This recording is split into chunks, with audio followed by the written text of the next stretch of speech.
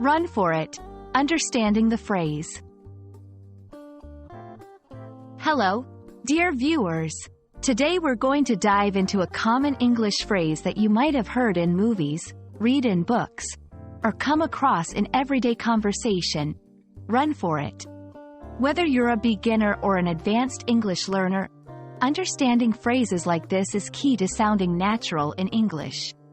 So let's get started, and by the end of this video, you'll be ready to use this phrase like a native speaker.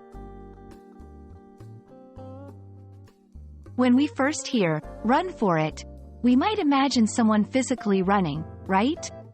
And you're not wrong to think that.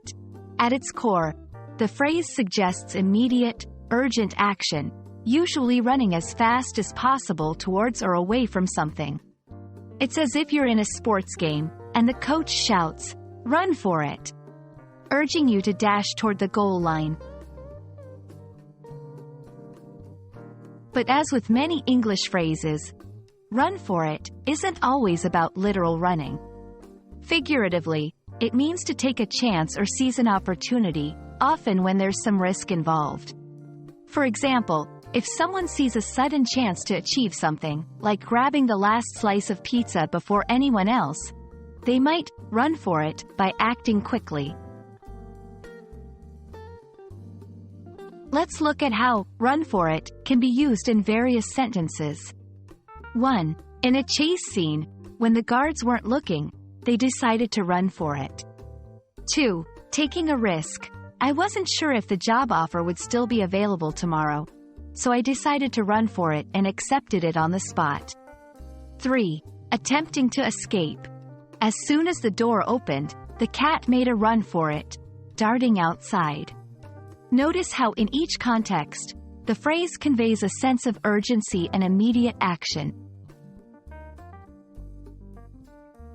One important aspect of learning idiomatic expressions is to know when not to use them. Remember, run for it implies urgency and opportunity. It wouldn't make sense in a calm, planned situation. For instance, you wouldn't say, "I'm going to run for it," when talking about sitting down for dinner. Also, don't confuse run for it with running for office, which means to campaign in an election for a position. And there you have it.